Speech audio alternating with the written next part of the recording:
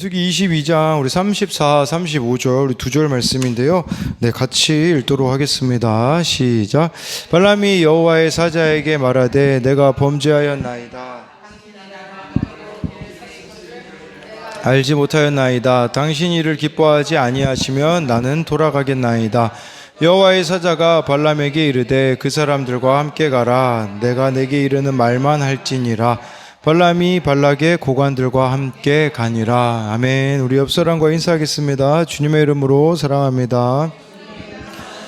네, 주님의 이름으로 사랑합니다. 네, 오늘 말씀에 이 발람이라는 이방인 선지자에게 하나님께서는요, 하나님 말씀만 전하라고, 하나님 뜻대로만 이렇게 살아가라고 이렇게 말씀해 주고 있습니다. 그래서 내가 범죄하였나이다 라는 거, 하나님이 우리에게 원하시는 것은 회개라는 거죠. 그래서 오늘 말씀 제목을 우리 한 끗 차이라는 제목으로 이렇게 잡아봤는데요. 저는 이게 화투를 칠 줄 모르는데 이 한 끗 차이라는 말이 화투 치시는 분들이 아는 거라고 하더라고요. 아주 조그만한 차이로 이 승패가 결정될 때 한 끗 차이라는 말을 사용한다라는 겁니다. 예전에요, TV 프로그램 중에요, 뚜렛 증후군을 앓고 있는 어느 청년분이 나오셨어요. 그 방송에 나오는 것은 3년 전이었거든요.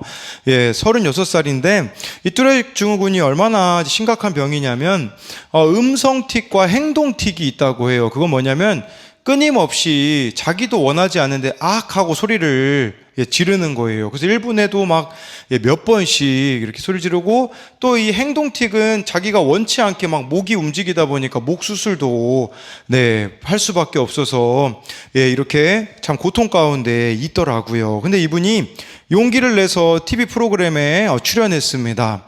제가 최근에 본 영상은 지금 3년이 지난 이분이 39살이 된 영상이었는데, 3년 동안 그가 어떻게 살았는지를 보여주는데요. 많이 괜찮아졌더라고요. 1분에 막 악소리를 막 몇 번이나 했었던 그가 20분 만에 한 번 이렇게 음성틱을 하기도 했어요. 그래서 어떻게 이렇게 호전되었습니까? 라고 이렇게 묻자, 원래는 이 생명까지도 생명의 위험도 감수해야 되는 수술이 있었는데, 그때 담당 의사분이 쉬는 연도여가지고 수술을 못 잡았다고 합니다. 그랬는데 누군가가 댓글로 처음 보는 약을 가르쳐 줬다고 해요. 이분이 약 다 써보지 않았겠습니까? 그런데 어느 분이 댓글로 이 약을 한번 써보십시오 라고 했는데, 정말 병원에 가가지고 그 약을 처방받고 나서 딱 얼마 시간이 지나지 않아서 괜찮아졌다고 하더라고요. 그리고요, 지금은 이제 39살이 됐는데, 원래는 집에서 아무것도 할 수 없었는데 이제는 떡 장사도 하기 시작하고, 이 방송을 통해서 만난 또 이렇게 여자친구도 생기고, 이렇게 지금은 운동도 하고 괜찮아졌다라고 하더라고요. 사실 이분이 TV에 알려지는 거, 그 자리에서 드러나는 게 얼마나 힘들었겠습니까? 공개적으로 다 나의 이 뚜렷 증후군을 지금까지 어찌 보면 숨겨왔는데 드러내는 게 아니었겠습니까? 그러나 방송에서 드러냈을 때 어떤 일이 일어났습니까? 약도 알게 되어지고, 여자친구도 생기게 되어지고, 이 방송에 나오는 것은 수치스러운 일이었을 거예요. 아마 고민을 많이 했을 겁니다. 그러나 방송에서 자신이 드러냈을 때 결국은 더 나은 길로 가게 되어지는 것을 보면서 죄라는 것도 마찬가지지 않을까라는 생각을 해보게 되었어요. 저와 여러분들도요, 이 한 끗 차이는요, 사실 다른 걸 말하는 게 아니라 회개했느냐 회개하지 않았느냐, 이 한 끗 차이가 인생을 다르게 결정한다라는 것이에요. 회개한 죄는요, 분리수거가 되어서 재활용이 됩니다. 그래서 이 죄는 더 이상 약점이 아니라 다른 사람을 돕는데 사용된다라는 거죠. 그러나 꽁꽁 숨기고 있는 죄는요, 나도 병들고 남도 병들게 하는 악순환의 연속일 수밖에 없다라는 것이에요. 그래서 우리가 이 회개의 한 끗 차이를 왜 만들어야 되는지 같이 말씀을 통해서 알아보겠습니다. 첫 번째로요, 회개하지 않는 자에게는 두려움이 임합니다. 글씨가 좀 작을 수 있으니 민수기 22장 1절부터 4절인데요. 같이 읽도록 하겠습니다. 시작. 이스라엘 자손이 또 길을 떠나 모압 평지에 진을 쳤으니 요단 건너편 곧 여리고 맞은편이었더라. 십볼의 아들 발락이 이를 보았으므로 모압이 심히 두려워하였으니 이스라엘 백성이 많음으로 말미암아 모압이 이스라엘 자손 때문에 번민하더라. 미디안 장로들에게 이르되 이제 이 무리가 소와 과세풀을 뜯어 먹은 같이 우리 사방에 있는 것을 다 뜯어 먹으리로다 하니 그때 십볼의 아들 발락이 모압 왕이었더라. 네, 방금 읽은 말씀이 민수기 22장이잖아요. 민수기 21장엔 어떤 일들이 일어나게 되냐면 하나님께서 이스라엘 백성들과 함께 하자. 네, 21장에 보면 바산, 아모리 왕 시온, 바산 왕 옥과 싸워서 승리하게 해주셨어요. 그런데 지금 여기 나와 있는 왕은 모압 왕이거든요. 2절에 보니까 십볼의 아들 발락이라고 이렇게 나와 있거든요. 근데 이 소식을 듣고서는요, 그냥 두려운 거예요, 이스라엘 백성들이. 왜 두려웠을까요? 이 지금 모압에게는요, 아모리 왕 시온 때문에 남쪽으로 이 모압 백성들이 물러난 상태였거든요. 그런데 그 적수인 아모리 왕 시온을 이스라엘 백성들이 이겼다는 그 소식을 듣자마자 이 사람이 3절에 보니까 심히 두려워하였다라고 말씀해주고 있는 것이에요. 두려움이 커지니까요, 3절 후반절에요, 이스라엘 자손 때문에 모압이 번민하였대요. 이 번민하다라는 것은요, 혐오스럽게 생각하다라는 거예요. 더 구체적으로 말하자면 누군가를 혐오스럽게 미워하는 거죠. 우리가 미워하는 대상이 있을 수 있습니다. 왜 그럴까요? 두렵기 때문이라는 거죠. 이걸 통해서 알 수가 있는데 이 두려움은 어디로부터 온 걸까요? 바로 하나님을 외면한 채 살아온 삶의 결론이다라는 거예요. 저와 여러분들이 하나님하고 오늘 함께 하지 않잖아요. 두려움이 임할 수밖에 없어요. 다 두려울 거예요. 저도 그렇더라고요. 그 청소년 아이 일주일에 제가 3명한테 이렇게 전화 신방을 해야 되거든요. 성령으로 충만하지 않으면요, 할 말도 없고 전화 걸기도 싫더라고요. 두려움인 거예요. 왜 그러냐면 하나님의 임재가 내 안에 없으면요, 그냥 모든 게 다 크게 보이고 두렵게 보여서 우리가 누군가를 이렇게 미워할 수밖에 없는 그런 모습이 나타날 수밖에 없다라는 거예요. 어제 어느 목사님의 설교를 들었는데 이 목사님이 교회 사무실에 컴퓨터를 배치하는데요, 어느 쪽으로 배치할까를 보니까 이분이 워낙 깔끔을 좀 떠시는 분이라 어느 쪽으로 배치해야 이제 깔끔하냐면 딱 그 성도님들이 문 열고 들어왔을 때 사무실에 이 목사님의 컴퓨터가 보이는 위치에다가 두면 선정리가 깔끔했다고 해요. 근데 이 모습을 보고선 성도님들이 그렇게 얘기했대요. 목사님, 교회 들어올 때마다 목사님이 컴퓨터로 뭐 하는지 다 보이니까 혹시 모르니까 목사님 컴퓨터 위치를 바꿨으면 좋겠어요 라고 해서 들어왔을 때 그 컴퓨터 화면이 안 보이는 위치로 성도님들이 바꾸어 달라고 했다고 합니다. 그런데 이 목사님은 어떻게 했냐면 끝까지 고집을 부려서 성도님들이 문 열고 들어와도 컴퓨터를 볼 수 있게 했다고 합니다. 그러면서 이렇게 이야기하시더라고요. 어차피 하나님 앞에 서 있는데 뭘 가립니까? 라고 성도님들에게 이야기했다고 하더라고요. 제가 오늘 아침에요, 좀 새벽에 큐티도 하고 잠깐 쉬는 시간에 우리나라가 또 어제 베트남하고 축구를 했더라고요. 무려 6대0으로 이겼는데 예찬이가 안 올라가고 앞에 누워있고 제가 저 소리사무 앉아있는 자리에서 잠깐 그 영상을 봤거든요. 그랬더니 예찬이가 저한테 묻더라고요. 아빠 뭘 봐? 이제 묻더라고, 자고 있는데. 근데 예찬이만 저를 보고 있다는 걸 알아도 제가 거짓말을 못하고 이 시간도 하나님하고 교제하는 시간인데 내가 또 마음을 딴 데 팔았구나 하면서 돌이키게 되어지더라고요. 이 조그만한 아이 하나만 나를 지켜보고 있어도 사실 우리가 이렇게 정직해질 수 있는데, 근데 하나님에 대해서는 그렇게 하나님이 크신 분이라고 고백하면서 얼마나 하나님의 시선을 의식하면서 살아가고 있는가를 봐야 한다라는 것이에요. 지금 여기서는 이 땅에서 사람들의 눈을 속일 수 있습니다. 그러나 하나님 앞에 섰을 때는요, 아무것도 숨길 수 없다라는 것을 알아야 한다라는 것이에요. 루마니아 공산주의 체제 밑에서 박해를 받던 리처드 범브란트 목사님이 옥중에 계실 때 성경을 읽으면서요, 두려워 말라를 성경에 몇 번 기록되었는지 다 세보셨다고 하잖아요.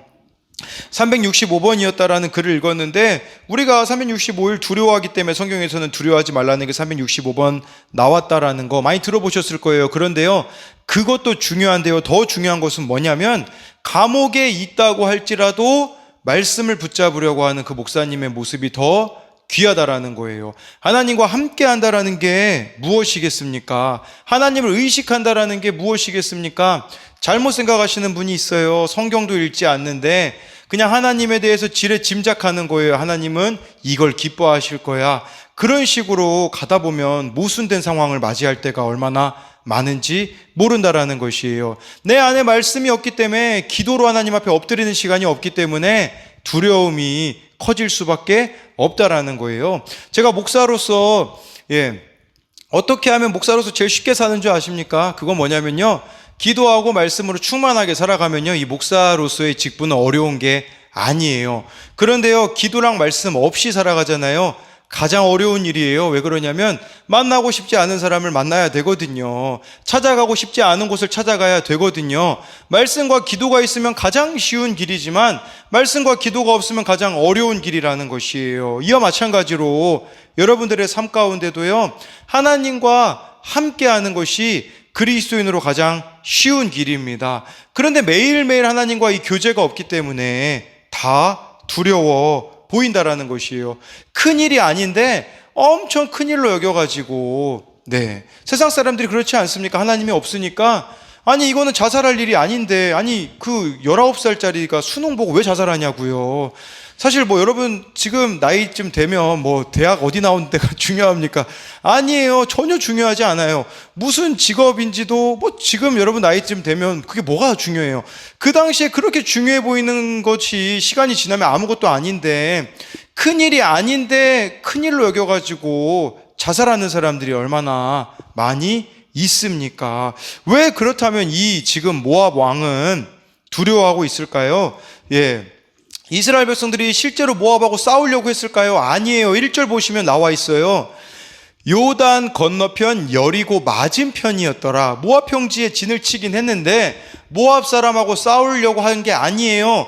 여리고하고 싸워야 돼요, 이스라엘 백성들은. 그러니까 모압 백성들은 겁먹을 게 아무것도 없어요. 이스라엘 백성들은 모압 사람하고 싸울 필요가 없었고요. 그리고 신명기 말씀에 보면요, 하나님이 이렇게 말씀하셨습니다. 우리 신명기 2장 8, 9절 말씀을 같이 읽어보겠습니다. 시작. 우리가 세일산에 거주하는 엘락과 에시온 개별 곁으로 지나 행진하고 돌이켜 모압 광야 길로 지날 때에 여호와께서 내게 이르시되 모압을 괴롭히지 말라, 그와 싸우지도 말라. 그 땅을 내가 내게 기업으로 주지 아니하리니 이는 내가 롯 자손에게 아르를 기업으로 주었음이니라. 하나님이 직접 말씀하셨어요. 모압하고 이스라엘 백성들에게 뭐라고 얘기하셨냐면, 이스라엘 백성들아, 너희 모압하고 싸워서는 안 된다라고 말씀하셨어요. 근데 모압은 이스라엘 백성들이 자기들하고 싸울 것도 아닌데 두려워가지고 막 이 방법 저 방법 구하고 있는 이런 모습이 나타나 있다라는 거죠. 왜 이렇게 모압 사람들은 두려워할까요? 제가 보니까요, 9절에 답이 나와 있어요. 모압은 누구의 자손이냐면 롯 자손이라고 9절 말씀에 나와 있습니다. 롯이 누굽니까? 아브라함의 조카예요. 아브라함의 조카인데 소돔과 고모라에서 살지 않았습니까? 그랬을 때 하나님께서 소돔과 고모라를 심판하실 것이기에 롯의 가족들 보고 소돔과 고모라에서 나오라고 하십니다. 그때 롯의 아내는 뒤를 돌아봐가지고 소금 기둥이 되고요. 이제 롯이 이 두 딸과 롯만 이렇게 어느 산에 그 굴에 숨어 있었어요. 근데 이 딸들이 무슨 생각을 하냐면, 이제 소망이 다 끊어졌구나, 배필될 사람이 없기 때문에 아버지에게 술을 마시게 하고 동침하여서 후손을 이어가자. 그래서 이 딸들이 아버지에게 술 먹인 다음에요, 첫째 딸, 둘째 딸, 아버지와 그런 부적절한 관계를 통해서요, 큰 딸이 낳은 아들이 모압, 작은 딸이 낳은 아들이 암몬의 조상이 됩니다. 그렇다면요, 롯이 몰랐을까요? 자기 딸들이 자기 때문에 임신했다는 거 몰랐을까요? 아니, 바보가 아니고서는 셋밖에 없는데 그거 모르겠습니까? 알고 있었다라는 거예요. 근데 롯의 문제는 뭐냐면 회개하지 않았다라는 것이에요. 그러니까 이 후손에게는요, 두려움의 영이 사로잡아 버리는 거죠. 회개하지 않으면요, 이처럼 두려움에 사로잡힐 수밖에 없다라는 거죠. 그런데 여러분, 창세기 38장에 유다가요, 몰랐잖아요. 그 며느리 다말하고 부적절한 관계를 맺어서 쌍둥이를 낳아요. 이 시아버지가 며느리 통해서 쌍둥이 낳거나 아버지와 딸 사이에서 뭐 자녀를 낳거나 사실 무슨 차이가 있겠습니까?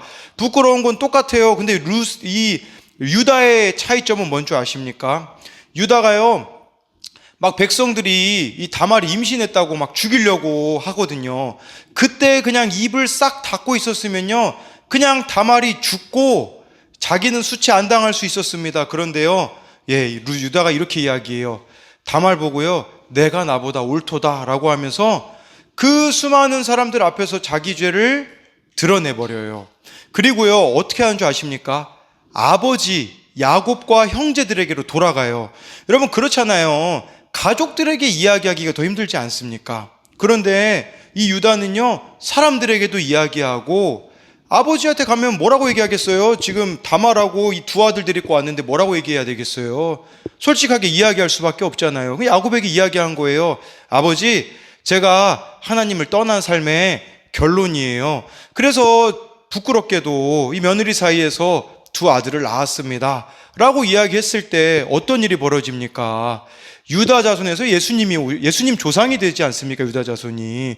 뭘 말하는 거냐면요, 죄의 크기를 따지지 말자라는 거예요. 하나님이 우리에게 원하시는 것은 무엇이냐면요, 죄의 크기 아닙니다. 크기가 아니라 그걸 가지고 내가 회개했느냐 회개하지 않았느냐, 이걸 보신다라는 거예요. 이것이 바로 한 끗 차이라는 것이에요. 이 회개한 유다의 자손으로는 예수님이 오시지만, 회개하지 않는 아브라함 조카 롯의 후손은 두려움에 사로잡혀서 살아가고 있다라는 것을 말씀해 주고 있는 것입니다. 그래서 이것에 대한 적용 질문은요, 회개하지 않아서 두려움에 누군가를 미워하고 있지는 않습니까? 죄를 드러내며 회개하였기에 그곳으로부터 자유하며 다른 일을 돕는 도구로 쓰임받고 있습니까? 네, 두 번째로요, 회개하지 않는 자는요, 이상한 곳에 가서 묵고 상황과 환경만을 따라갑니다. 네, 민수기 22장 7절 말씀을 같이 읽어보도록 하겠습니다. 시작.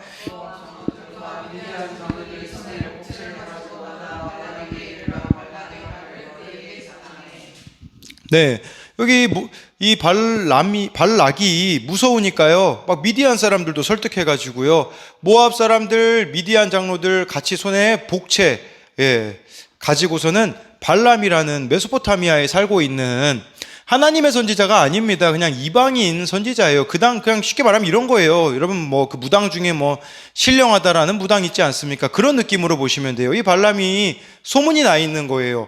그러면 여기 모압부터 이 발람이 있는 곳까지 거리가 600km가 넘는다고 하더라고요. 그 당시에 600km 간다는 거 왕복으로 1200km 넘는 거 아닙니까? 그러니까 사람을 보내는 거예요. 잘못된 곳에 가서 묻는다라는 것을 말해주는 것이겠죠. 이때 두려우면 하나님 앞에 나와서 물으면 되는데, 이렇게 잘못된 사람을 찾아갔다라고 할 수 있어요. 우리가요, 회개하기 싫으면요, 나에게 좋은 이야기만 해줄 만한 곳만 갑니다. 그걸 기억하셔야 돼요. 나에게 좋은 이야기만 해주는 사람만 찾아갈 겁니다. 그래서 그냥 또 일시적으로 문제를 해결해 줄 그런 곳들만 찾아간다라는 것을 말하는 것이죠. 제가 어느 청소년 아이랑 대화를 나누는데 그 애가 점을 본 적이 있다고 하더라고요. 그런데요, 그 점 본 사람이 이름을 바꾸라고 했대요. 이제, 이 아이 이름이 이제 우리 강현철이인데, 이름을 뭐라고 바꾸냐? 강민준이라고 바꾸래요. 근데, 아니, 이게 무당이 이게 참 잘못된 게 뭐냐면, 민준이가 누구냐면 자기 동생이거든요. 아니, 자기 동생 이름으로 바꾸라고 해서 신령한 건지, 이게 이상한 건지 모르겠다고, 이야기를 하더라고요. 아니, 그렇게 신령하면 사실, 점 보고 앉아 있겠습니까? 제가 봤을 때는 편하게 잘 먹고 잘 살겠죠. 그렇게 그 점 보는, 그러니까 점쟁이가 그렇게 잘 맞아 떨어지면 그냥 자기 인생에 대해서 점 보고 그냥 좋은 것만 선택해가지고 그 다른 사람 뭐 돈 조금 받아가지고 점 보고 앉아 있겠냐라는 거겠죠. 그러니까 근데 예수님 믿는 사람도 이게 복채 가지고 잘못된 곳에 가는 사람이 얼마나 많은지 모릅니다. 막 권사님인데도 근데 무속인인데 예수님 믿게 된 분이 그런 간증을 하신 거 들은 적이 있어요. 그렇게 권사님들이 많이 찾아오신대요, 점 보러. 이게 지금 이 모습이 그냥 내 자녀의 뭐 성공을 위한다면, 뭐 나의 문제 해결을 위한다면 뭐 어느 곳이든지 가는 이런 발람의 모습이 우리들의 모습일 수 있다라는 것이에요. 내 자녀의 성공을 위한다면 어떤 방법이라도 구하는 것이죠. 예전에 어느 목사님으로부터 실제로 들었던 이야기예요. 어느 직분자 자녀가 고3이라고 아이를 1년 동안 교회를 안 보내겠다고 사역자에게 이야기를 했다고 합니다. 대학교에 들어가면 그때 예수님 믿어도 늦지 않다고 대학 들어가면 보내겠다고 했다고 합니다.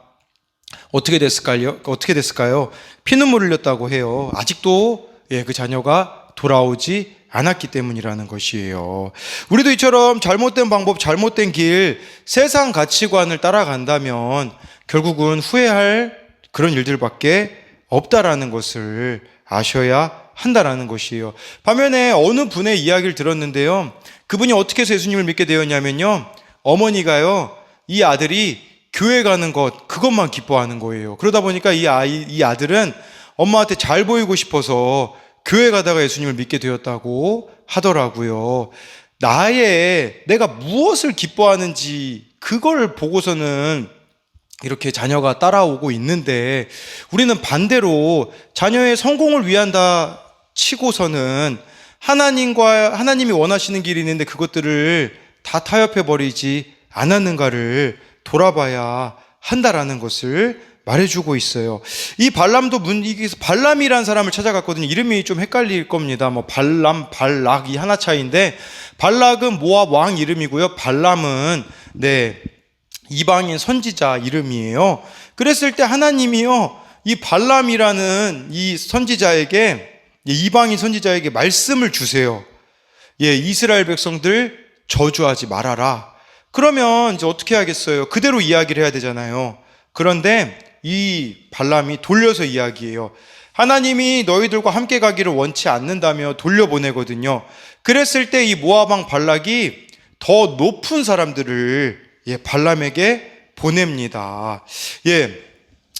그랬을 때 이 발람이 또 흔들리는 모습이 나와 있어요. 우리 민수기 22장 22절 23절 같이 읽어보도록 하겠습니다. 시작. 그가 감으로 말미암아 하나님이 발람은 자기 나귀를 탔고 그의 두 종은 그와 함께 있더니 나귀가 여호와의 사자가 칼을 빼어 손에 들고 길에 선 것을 보고 길에서 벗어나 밭으로 들어간지라. 나귀를 길로 돌이키려고 채찍질하니.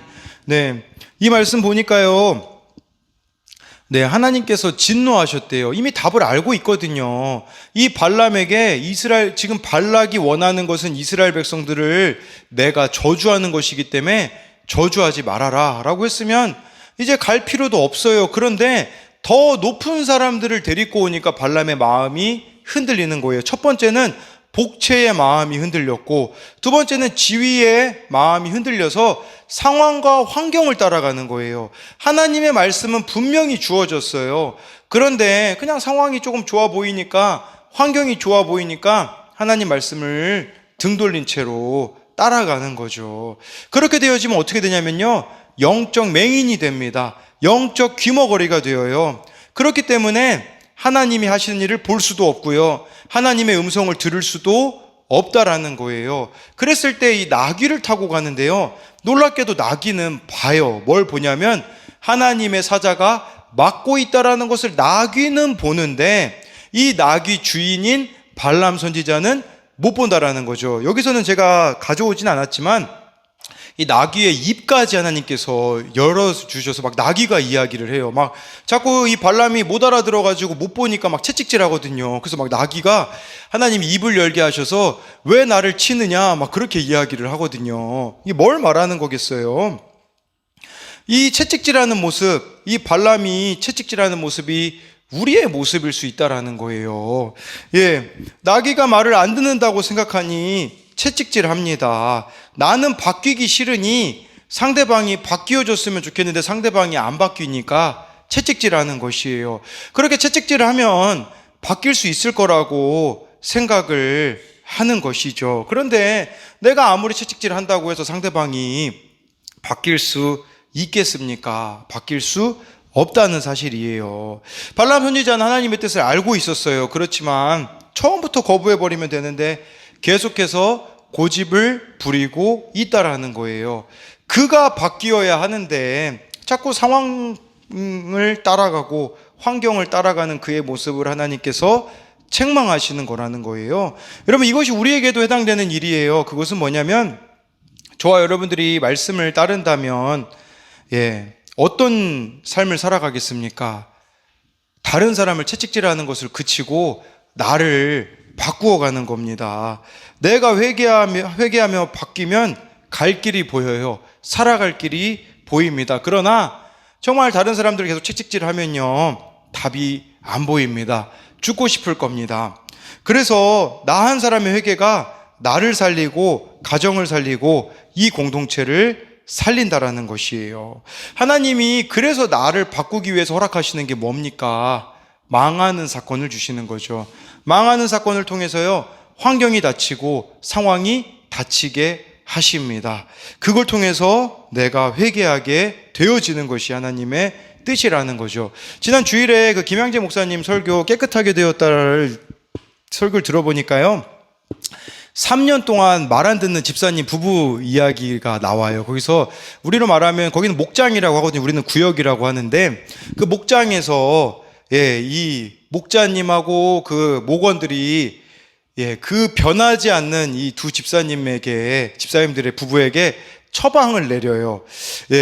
3년 동안 목장에 참여하셨지만 회개하지 않고 처방에도 순종하지 않는 집사님 부부를 권면하는 나눔입니다.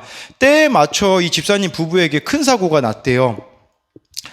이 집사님이 세상 모임에 갔다가 상으로 이제 와인병을 가지고 왔는데, 이제 와인병에다가 아내가 화풀이하고 깨려고 하는 거예요. 그 아내를 말리다가 아내가 그 와인병에 머리를 박아서 머리를 다친 사건이 이 가정에 일어난 거예요.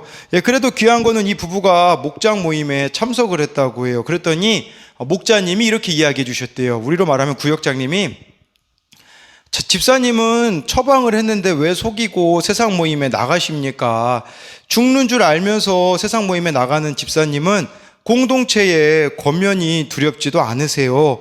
공동체에 나오는 이유는 사명이 무엇인지를 알게 되기 때문에라고 그렇게 말씀드려도 모른다고 하시면 안 되죠.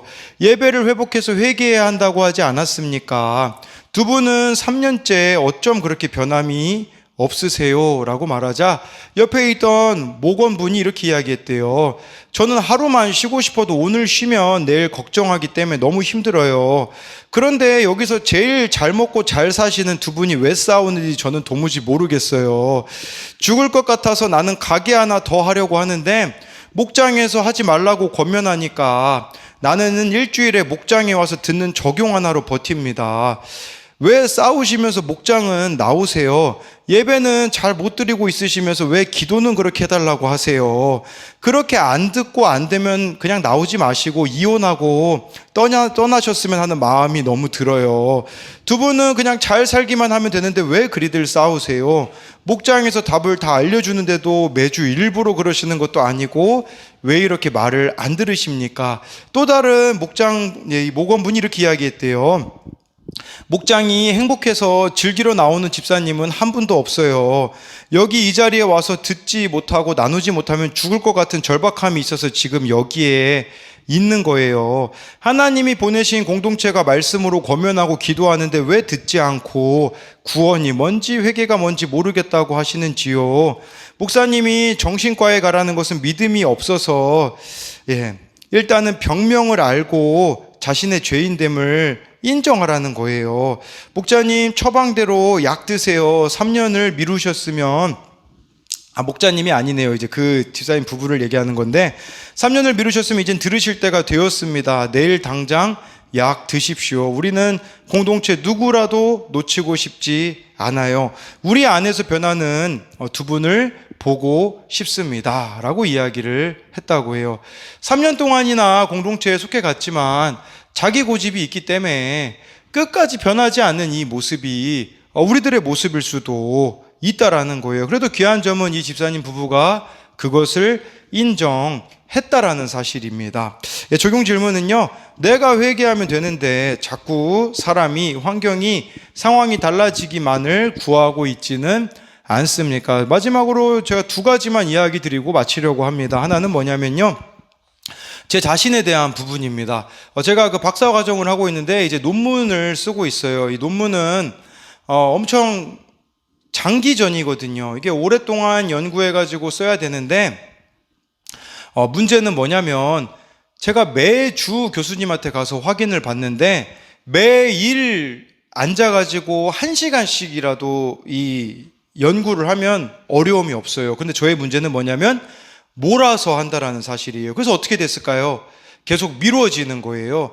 매일 내가 1시간 앉아가지고 오늘 거를 미루지 않으면 어려운 일이 아닌데 자꾸 미루다 보니까 어려워지는 거예요. 그러다 보니까 어떻게 되냐면 교수님에게도 실망만 가져다 주는 거죠. 그러면서 뭐라고 얘기하는 줄 아세요?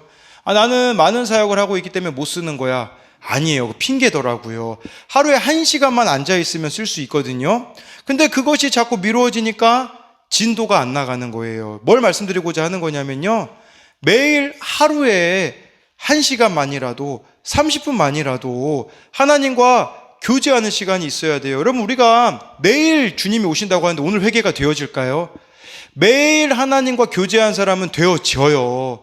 그런데 이 매일 주님과 보내는 시간을 미뤄버렸는데 갑자기 내일 주님 오신다고 하는데 우리가 막 가만히 앉아있다고 해서 그게 회개가 되어지겠냐라는 거죠. 하나님이 우리에게 원하시는 것은요, 매일매일이라는 사실을 기억해야 된다라는 것이에요. 그랬을 때 매일 내가 회개하고 나아가면 어떻게 되는 줄 아십니까? 하나님이요, 상황과 환경을 만들어주세요. 제가 어제 무슨 일이 있었냐면요, 그 배방에 이렇게 가져다 드릴 일이 있어가지고 배방 가다가 오는 길에 저희 어머니한테 전화가 왔어요. 어머니가 아산마트에 가서 그 두부를 사오라고 하셨는데 그냥 그 배방에서 지름길로 오면 빨리 오는데 이제 아산마트로 가다 보니까 막 차가 밀려가지고 늦어지더라고요.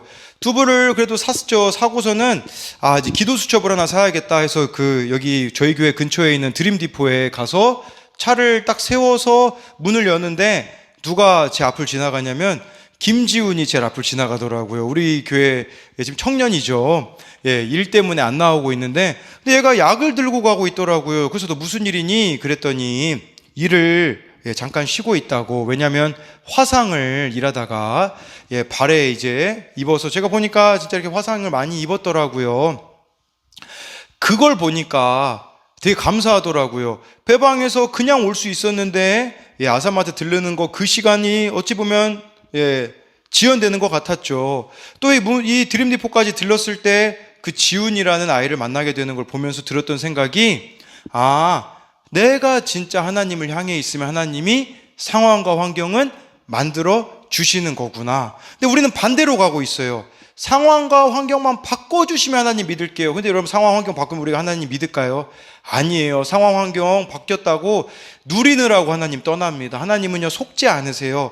내가 하나님 앞에 회개만 하면요, 상황 환경은 바꾸어 주시는 거예요. 두 번째는요, 어제 갑자기 어느 전도사님이 저를 찾아왔어요. 원래 제가 알았던 동생인데, 이 전도사가요, 또 이제 이 교회에서 이번 연도에 딱 지난주 목요일 날 어느 집회에 은혜를 엄청 받았는데 금요일 날 담임 목사님이 이번 연도까지만 사역을 하고 교회를 나가세요 라고 이야기를 해서 힘들다고 하더라고요. 전 교회에서도 나왔고 이번 교회에서도 나오게 되었고, 그런데 놀라운 거는 이 전도사가 저한테 솔직하게 얘기해 주더라고요. 그 얘기를 듣자마자 솔직히 자기가 가피풀모를 뒤졌대요. 이 가피풀모를 뒤졌다라는 게 뭐냐면 다른 사역지 좋은 데 나온 곳이 있나, 그걸 자기도 모르게 찾고 있었다고 하더라고요. 이 전도사가 구하는 것은 뭐냐면 상황과 환경만 바뀌는 거예요.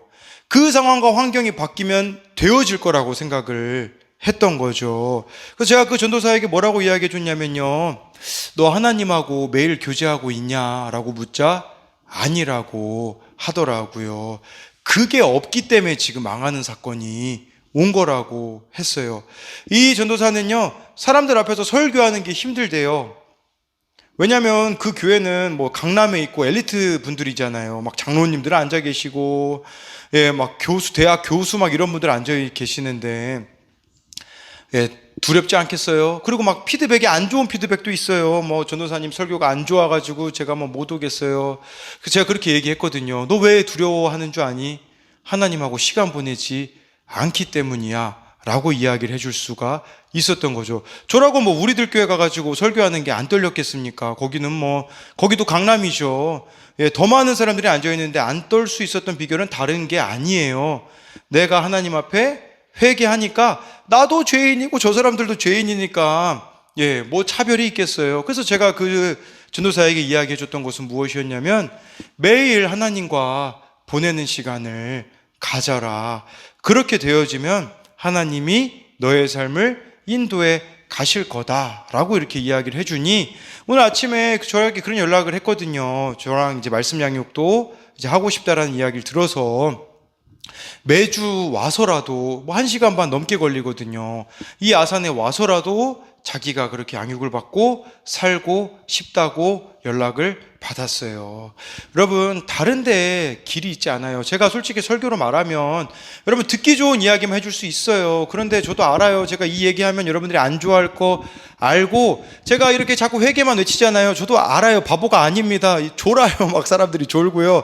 안 듣고요. 심지어는 저를 미움의 눈빛으로 바라보는 사람이 있다라는 것도 제가 알매도 불구하고 왜 끊임없이 여러분들에게 회개를 외치겠습니까? 다른 것 때문이 아니에요.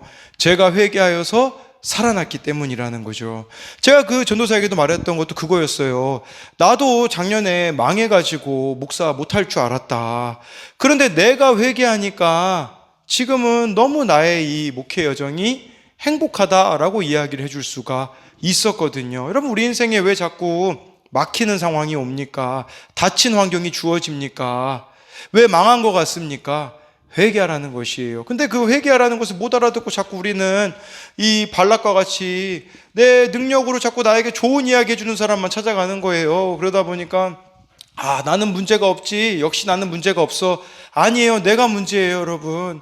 그리고 이 발람 또 다른데 우리가 이 발람과 같이 자꾸 내 나귀를 채찍질하는 거예요. 내가 막 이게 해결이 안 되니, 예, 막 배우자를 향하여 채찍질을 날리고 자녀들을 향하여 채찍질을 날리니 근본적인 문제가 해결되어지지 않는다라는 거.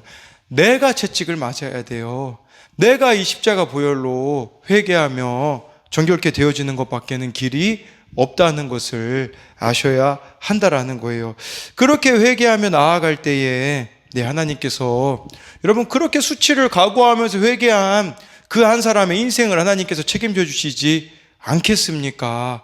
제가 작년에 그 망한 그 사건을 이야기했을 때 그걸 통해서 뭐 저에게 누가 되는 게 있습니까? 아니잖아요. 여러분들도 아시잖아요. 간증이 됐다라는 사실을요. 회개한 죄는요 간증이 돼요. 도구가 됩니다. 그러나 회개하지 않은 죄는 발목을 잡는다라는 것을 저와 여러분들이 아심으로써 이 한 끗 차이인 회개를 통하여 돌이키는 저와 여러분들이 되기를 소망합니다.